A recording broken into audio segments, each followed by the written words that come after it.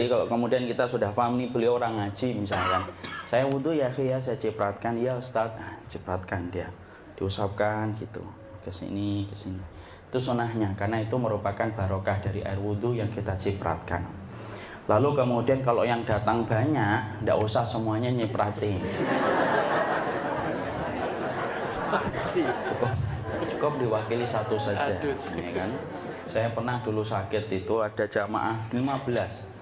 Kita wudhu semua ya Ustaz, nggak usah, satu aja, nggak usah banyak, satu aja. Maka kalau kita kemudian datang orang sakit, disunahkan memegang tubuhnya, ya, karena Rasulullah itu memegang tubuh orang yang sakit dan secara psikologi memberikan ketenangan dan efek kedamaian. Coba kalau kita jenguk orang sakit dari jauh, gimana kabarnya? Udah berapa hari? Tidak enak kedengarannya dan tidak enak dilihatnya. Maka deketin kalau memang bisa untuk dipeluk, dipegang gitu. Ini sunahnya. Lalu kemudian disunahkan untuk membacakan surat-surat Al-Quran. Karena sesungguhnya Al-Quran itu memang dibacakan kepada yang sakit. Tidak usah marah kalau dibacain ayat-ayat Al-Quran. Memang saya mau mati loh, ya kita kan mau mati. Dan memang Quran itu dibacakan untuk menjadi petunjuk dan manfaat bagi orang yang hidup. Sekarang malah kebalikan, meninggal dunia baru dibacain Quran. Yang benar itu dibacakan ketika masih hidup, dibacakan Al-Ikhlas, Al-Falaq, An-Nas. Kemudian kita mendoakannya As'alullahal Azim, Rabbal Arsyil Azim, Ayyashfiyak 7 kali. As'alullahal Azim, aku meminta kepada Allah yang agung, menguasai arasy yang agung supaya menyembuhkan penyakitmu. Diulang-ulang 7 kali karena memang angka 7 itu memiliki hikmah yang banyak.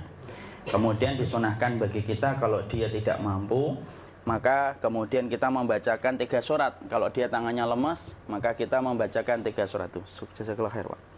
Maka kita bacakan Qul huwallahu ahad, Allahus somad, lam yalid walam yulad walam yakul lahu kufuwan ahad. Qul a'udzu birabbil falaq, Qul a'udzu birabbin nas. Masing-masing 3 kali. Kalau kemudian dia lemas, kemudian kita tiupkan. Kemudian kita usapkan ke bagian tubuh yang sakit. Kemana yang dia sakit gitu.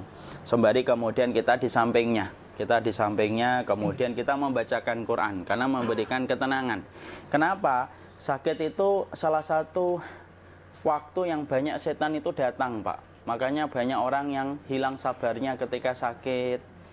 Karakternya jadi berubah total kalau sakit. Banyak kan orang yang dulunya sabar tiba-tiba sakit jadi tidak sabar. Karena memang banyak setan itu datang dalam 2 waktu. Salah satunya ketika dia sakit dan ketika sakaratul maut. Makanya kemudian kita memberikan kemudian Al-Quran, membacakan supaya dia tenang, mengkondisikan supaya setan tidak banyak bermain-main di sekitar orang yang sakit. Karena memang dengan dibacakan Quran maka setan itu akan pergi ketika tidak nyaman pada tempat-tempat yang dikumandangkan di dalamnya zikir. Kemudian kita ngomong yang baik, Pak. Sakitnya apa gitu. Insya Allah sembuh. Makanya kan doanya selain As'alullahal Azim kita mengatakan la ba'sa tahurun insyaallah. Tidak apa-apa, menyucikan dosa kan gitu. Menenangkan, meringankan. Jangan ngomong yang berat-berat. Sakitnya apa, Mas? Ini batu ginjal. Kemarin tetangga saya meninggal. Nggak usah ngomong kayak gitu. Ya, itu mah yang tidak benar. Ya, atau kemudian kita ngomong yang tidak penting. Wah, ini kamarnya VIP ya. Sehari berapa, Mas? Gitu. 1 juta, Ustaz. Waduh, sudah berapa hari? 10 hari. 10 juta ya. Lumayan ya, belum obatnya ya. Asalnya batu ginjal jadinya jantung, Pak. Enggak usah lah gitu. Anak itu sering sekali kadang-kadang antar jamaah gitu nanya, ini kamarnya harian berapa? Enggak usah nanya gitu apa. Enggak usah nanya kayak gitu. Nanya sama resepsionis saja kalau nanya kamarnya. Kemudian disunahkan bagi kita megang bagian kepalanya sini. Ya. Kemudian memegang bagian kepalanya sini. Maaf ya, Khi. Lepas saja, antum sakit pakai peci ngapain? Maka kemudian diusapkan di wajah, ya, diusapkan di wajah begini. Kemudian diusap dadanya. Karena ketika Jabir bin Abdullah itu sakit, Maka kemudian Rasulullah SAW, beliau kemudian mengusap wajahnya begini, kemudian dirasakan kemudian dadanya. Sampai-sampai Jabir bin Abdillah itu berkata, sampai Rasulullah wafat pun saya masih merasakan hangatnya tangan Rasulullah ketika mengusap dadaku. Jadi kemudian kita gini sembari kita bacain doa gitu. Ini sesama jenis ya. Jadi kemudian jangan dipakai untuk yang lawan jenis. Jadi kita begini sembari kemudian kita terus membacakan Quran, mengingatkan kepada beliau tentang wasiat. Wasiat itu harus kita selalu ingatkan. Dan saya ingatkan bapak-bapak dan ibu, wasiat itu merupakan bagian dari sunnah yang hari ini terlupakan.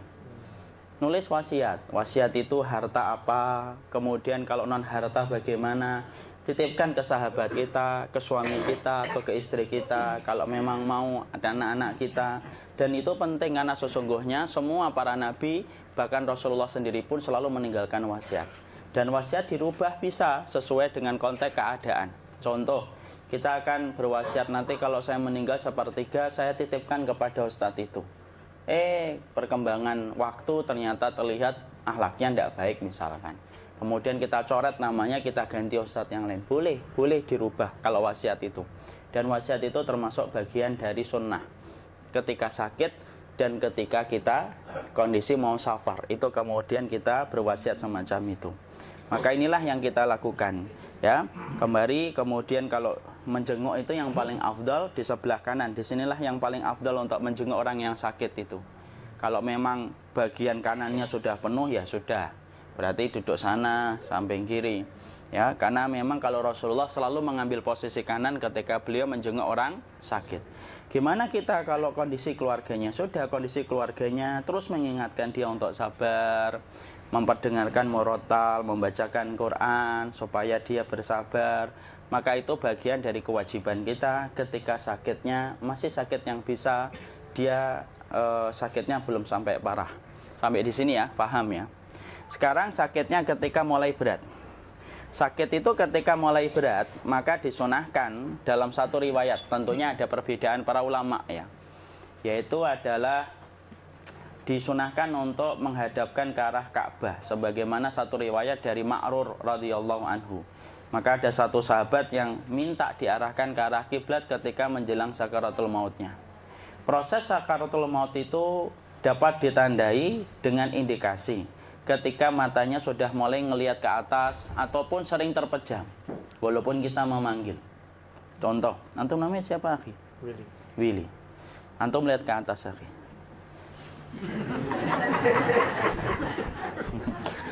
Saya panggil Pak Willy gitu, dia diam aja. Atau kemudian ketika kita panggil malah memejamkan mata.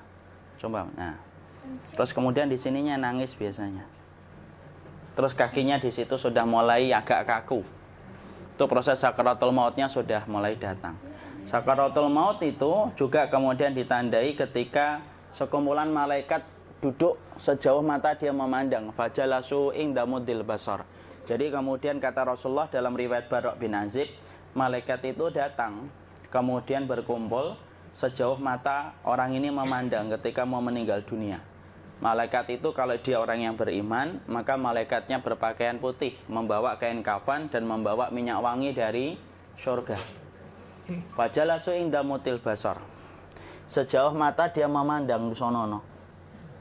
Makanya kadang-kadang kan kita kalau tidak paham ngomong, melihat apa sih bu? Gitu. Bu melihat apa? Gitu. Tidak usah digituin. Dia melihat sesuatu yang berat yang belum pernah dia jumpai seumur hidupnya. Maka kemudian tanda sakratul mautnya sudah mulai kelihatan. Kemudian dadanya sudah mulai sesak ketika ini. Terus kakinya sudah mulai kaku dia. Sudah mulai begini. Nah itu sudah mulai sakratul maut mulai datang. Sakratul maut itu ada intinya. Intinya disebut dengan naza. Tahu naza ya? Naza itu proses dicabutnya ruh, itu namanya naza. Nah itu naza. Nah itu naza. Keras dia, cabutnya itu keras. Makanya kemudian itu naza. Dan naza itu jangan kita kira ini. Saya ambilkan gambaran yang paling gampang. Pernah nggak kita dengar kisah orang di penjara dicabut kukunya? Dengar itu ngilu atau tidak ngilu? Ngilu. Itu kuku, Pak. Bisa bayangkan ruh dari sini. Di sini ada ruh ya, makanya dicabut ini kan sakit sampai ujung jempol. Dicabut dari sini, Makanya kemudian kalau sampai hanya meneteskan air mata, di situ kita paham. Dicabutnya kuku aja kita ngilu, bayangkan. Satu kuku itu. Ini ruh ini ruh. Sampai Rasulullah Shallallahu Alaihi Wasallam aja lemah. Rasulullah itu ketika di atas pangkuan Aisyah, di atas pangkuan Aisyah, beliau sempat melihat Abdurrahman itu, adiknya ibunda Aisyah itu bersiwak. Saking lemahnya Rasulullah itu Rasulullah itu cuma ngeliatin Abdurrahman itu yang pakai siwak itu. Kemudian Aisyah itu, ibunda Aisyah nanya, Rasulullah, engkau pingin siwak ya Rasul? Rasulullah sampai tidak jawab. Hanya memberikan tanda bahwasanya sebenarnya beliau pengen siwak. Kemudian Aisyah ngambilkan siwak dengan bantuan Abdurrahman, kemudian diginikan, kemudian dipegangkan itu ke tangan Rasulullah, disiwakin mulutnya Rasulullah. Itu Rasul, Pak. Orang yang paling tahan dengan rasa sakit itu siapa kalau bukan Nabi? Orang yang tidak pernah ngeluh sepanjang hidupnya itu siapa lagi kalau bukan Rasul, Pak? Puncak keimanan adalah tidak mengeluh. Salah satunya adalah tidak mengeluh. Dan Rasulullah adalah orang yang berada pada puncak iman. Itu pun semacam itu beratnya. Ya. Maka ketika sakaratul maut semakin berat, maka kemudian yang nangis-nangis, tolonglah berhenti dulu nangisnya. Tidak kuat Ustaz, tidak tega. Iya, kita juga paham, sedih. Tapi nangisnya pergi dulu. Kenapa? Saya khawatir ini akan menyempitkan hatinya, menyesakkan dadanya. Orang dengar nangis itu biasanya tidak suka, Pak. Bapak kalau dengar bayi nangis sama bayi ketawa lebih senang mana? Bayi ketawa. Karena secara fitrah itu berat kalau dengar orang nangis. Makanya yang nangis-nangis, aduh Pak Willy gitu. Nanti ajalah pergi dulu. Dan ngomong jangan ngomong yang baik. Jangan ngomong kecuali yang baik. Ya Allah, nanti ini susah ini matinya, itu susah matinya. Karena Rasulullah SAW itu mengatakan, "Fala taqulu ilal khair, fa innal malaikata yu'minuna ala ma taqulun." Kalau ngomong itu mbok ngomong yang baik gitu loh. Malaikat itu ngaminkan apapun yang kalian ucapkan, dan itu dalam konteks ketika Rasulullah mengingatkan ketika sedang berada dengan orang yang akan meninggal dunia. Malaikat lagi banyak-banyaknya, Pak. Cuma kita tidak ngerasa. Maka kemudian ketika sudah masanya, maka kemudian malaikat mau turun, set, kemudian duduk di sini, di atas kepalanya. Makanya dicabut dari sini. Mungkin ada yang berkata, emang semuanya ngerasain sakaratul maut, Ustaz? Iya. Gimana orang yang tidur? Gimana orang yang tertabrak, langsung meninggal dunia? Kita saja yang ngerasa tidak sakaratul maut, tapi sebenarnya sakaratul maut. Gambarannya gampang. Pernah ketindih atau tidak pernah ketindih? Pernah ketindih. Kalau kita ketindih, Mas Willy ngerasain berat atau enggak? Berat. Tapi kemudian orang di sekitar kita ngerasanya kita tidur biasa atau tidak tidur biasa? Tidur biasa. Padahal kita gitu. Itu langsung. Orang di samping kita baru nanya, kamu kenapa? Kita ketindih hebat itu orang di sekitar kita itu enggak ngerasa apa-apa. Ngerasanya tidur biasa, padahal kita ketindih itu. Itu baru ketindih. Jadi jangan kemudian kita mengatakan bahwasanya orang kau ketabrak truk gitu. Tidak ada sakaratul mautnya, Ustaz. Kok tidak ada sakaratul maut itu loh? Adalah sakaratul maut. Cuma matamu, perasaanmu tidak mampu menjangkau peristiwa sakaratul maut orang lain, karena itu perkara gaib sampai nanti kita yang merasakan sendiri. Ya. Maka malaikat maut turun ke sini. Makanya ketika sakaratul maut sudah datang, maka yang baca Quran hentikan. Kenapa? Oh, memang gitu, ya. Jangan semakin kenceng. Ayo Pak, insya Allah Pak, gitu. Al-Baqarah Pak, Al-Baqarah Pak. Al-Kahfi, Al-Kahfi. Enggak lah. Yang baca Quran berhenti dulu. Kemudian digantikan dengan kita mentalkin. Antum agak ke sana dikit. Masya Allah ya. Orang yang meninggalnya kooperatif ini.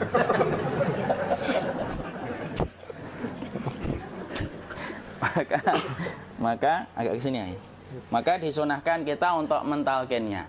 Nanti ketika mentalkin jangan terlalu sering, jangan terlalu membebani. Jangan terlalu sering itu la ilaha illallah, la ilaha illallah. Enggak gitulah. Berat nanti dia ngerasakan. Di situ Imam Qurtubi juga menyampaikan, jangan terlalu sering karena itu memberatkan dadanya. Jadi ketika mentalkin, saya sampaikan, boleh diganti atau enggak Ustadz? Enggak lah, talkin itu ibadah. Ibadah itu tauqifiyah. Tauqifiyah itu enggak usah diganti. Karena Rasulullah mengatakan lakinu ala mautakum la ilaha illallah. Talqin orang yang meninggal di antara kalian dengan la ilaha illallah. Tidak usah diganti Allah Ustaz yang lebih singkat, lebih pendek. Tidak usah. Subhanallah Ustaz, tidak usah. Kenapa? Karena talqin sudah ditetapkan ucapannya oleh Nabi, begitulah kita mencontohnya. Jadi tidak usah diganti. Cara mentalqin, jadi kalau keadaan sudah tenang, tolong kalau sudah sakaratul maut jangan ditinggalkan. Karena sesungguhnya pertempuran setan itu pada detik-detik kematian semacam ini. Dan betul-betul berusaha untuk menjadikan dia murtad. Nanti makanya di situ di buku nanti dibahas kan, pertempuran setan itu sampai detik-detik orang mau mati itu sudah ayo kufur, murtad aja tuh, kamu sakit kan? Nah, itu kayak gitu. Makanya jangan ditinggal. Capek gitu kok nggak meninggal gitu ya. Udah gantian mas. Dan jangan kemudian meninggalkannya. Mangkat dulu gitu. Enggak lah, janganlah. Terus ditampingi terus. Kalau bisa ya sudahlah, berikan waktunya kita untuk sementara waktu itu betul-betul berkhidmah kepada orang yang kita cintai terakhir kalinya. Cara kita kemudian mentalkin adalah, yaitu adalah di sebelah kanannya la ilaha illallah. Biarkan dia mencerna dulu, tidak usah buru-buru kemudian kita langsung nimpali lagi. Dia mencerna dulu sembari kita doakan, peluk, ya Allah dimudahkan gitu. Kalau ada orang yang bisa ngucapin la ilaha illallah, itu siapa yang memberikan itu? Ustadznya memberikan kekuatan Allah, Pak. Karena ngomong aduh aja sudah tidak mampu. Makanya Allah berfirman dalam surat Ibrahim, yusabbitullahu alladhina amanu bil qawli tsabit fil hayatid dunya wa fil akhirah. Allah teguhkan perkataan orang yang beriman dalam kehidupan dunia dan akhirat. Dunia itu ya ketika menjelang kematiannya. Makanya dia bisa ngomong la ilaha illallah. Sebenarnya ngomong aduh aja udah gak mampu. Kalau bisa ngomong, dia pasti ngomong aduhnya dulu. Tapi Allah yang menggerakkan. Ngomong la ilaha illallah. Makanya mangkana akhiru kalamihi la ilaha illallah dakhalal jannah. Barang siapa akhir kalamnya itu adalah la ilaha illallah, pasti masuk surga. Makanya kita lagi la ilaha illallah. Dah. Cerna dulu. Enggak usah minta diburu-buru ya. Enggak usah gini. Ayo la ilaha illallah. Ayo.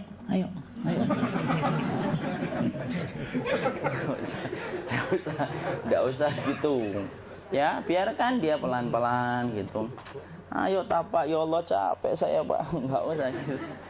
Ya, ucapkan la ilaha illallah. Kemudian dia mencerna. Lalu kalau dia sudah mengatakan, antum katakan la ilaha illallah. Ya, kalau sudah mengatakan la ilaha illallah, berarti sudah. Enggak usah ditalkin lagi, enggak usah. Belum meninggal juga Ustaz? Enggak apa-apa, biarin aja. Dia di situ aja. Kecuali dia ngomong lagi dan gak usah diajak ngomong alhamdulillah ya Pak, ya Allah gitu. Terus dia jawab alhamdulillah ya. Itu berarti ucapan terakhirnya alhamdulillah. Atau ketika habis ditalkan la ilaha illallah dia ngelihat air. Nah itu berarti ucapan terakhirnya air. Talkin lagi. Nggak usah marah. Aduh Pak minta air. Mau minta air nanti aja dikubur gitu loh. Jangan gitu. Biarin aja. Jangan kemudian setelah la ilaha illallah. La ilaha illallah. Terus ayo tutup, awas ya ngomong lagi ya. Nggak usah gitu juga. Maka kemudian setelah la ilaha illallah sudah. Nggak usah diajak ngomong gitu. Terus kemudian nggak usah ada anaknya perempuan, ya Allah Pak sudah bisa ngomong la ilaha illallah gitu.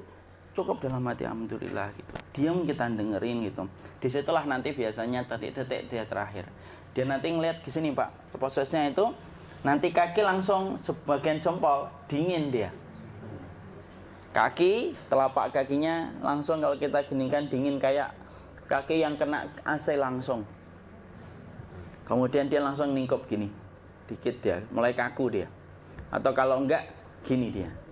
Langsung kayak jatuh. Kayak kepala nanti yang paling terakhir, kepala itu pasti ada gerakannya Pak. Ini meninggal itu. Pasti gitu. Pasti gitu. Karena apa? Sudah tidak ada beban ruh yang menahannya. Ya, cabut ya, set pelan, maka kemudian malaikat itu. Tapi tetap sakit lah. Walaupun dikatakan ringan, tetap sakit. Maka kemudian sakit gitu, ngelewatin sini, jantung kemudian sudah tidak berfungsi, Kemudian ginjal Pak, ngelewatin ginjal tidak berfungsi. Bapak bayangkan kan, kalau yang pernah sakit batu ginjal Pak, sepakat nggak kalau kita batu ginjal itu sakitnya luar biasa Pak? Itu baru titik batu kecil di ginjal. Kita bisa bayangkan tiba-tiba ginjal tidak berfungsi. Sakitnya kayak apa Pak? Tiba-tiba ginjal nggak berfungsi, pankreas naik, kemudian tek jantung. Jantung ini dia masih hidup dia, di sininya masih hidup walaupun jantungnya sudah berhenti. Naik, kemudian mata dia ngelewatin mata. Organ tubuh yang paling setia sama ruh itu mata. Maka kemudian mata dia ngelihat dia, set. Ngelihat set keluarnya, set naik dia. Ya dilihat ini sama dia. Makanya Rasulullah mengatakan innar ruha idza qubida tabi'ahul basar. Ruh itu kalau dicabut, mata itu ngikutin kemana perjalanan ruh itu. Makanya ada yang meninggalnya gini. Ya itu bukan tanda su'ul khatimah. Itu tanda fitrahnya mata ngikutin ruh. Atau kemudian bukanya sedikit. Ada yang kayak senyum Pak. Ada yang kesini yang keringetan. Nah itu tanda husnul khatimah. Ada yang senyum. Jadi sakitnya setelah selesai itu plong gitu loh. Makanya kemudian ada yang tersenyum. Maka itu tanda. Kalau kita ngelihat orang yang membuka mata kayak gini, tidak usah takut. Cepat-cepat kemudian kita nanti tutup. Biasanya kalau terlalu lama, itulah yang menjadikan ini tidak bisa ditutup. Makanya harus pakai kapas akhirnya. Karena apa? Karena pas meninggal nggak langsung ditutup. Biasanya karena perawat takut, dokternya juga nggak tahu itu, dibiarin itu. Makanya ada beberapa mata yang ditutup pakai tensoplas kan?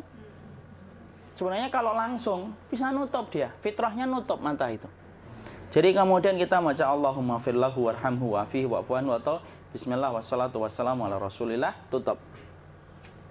Bismillah. Tidak usah takut. Kecuali buka lagi ya, ini baru kita kabur bareng.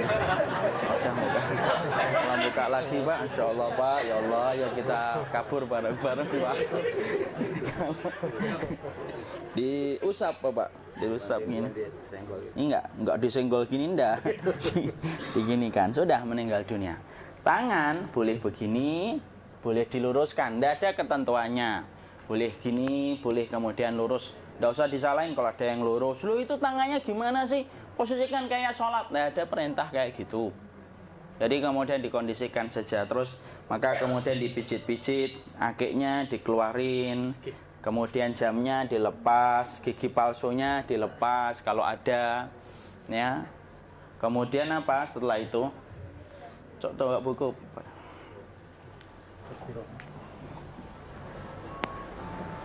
Kemudian kalau bisa awal-awal kemudian taruh buku atau sesuatu yang agak berat di perutnya ketika baru meninggal dunia. Kenapa kemudian ditaruh kayak gini? Bukan apa-apa, supaya membantu sisa-sisa pencernaan dia untuk keluar. Nanti Pak, biasanya kalau kita taruh agak yang berat gini atau kemudian kita gini-gini kan. Ini udah makan belum Maki? Udah makan belum makan kok udah gede ya?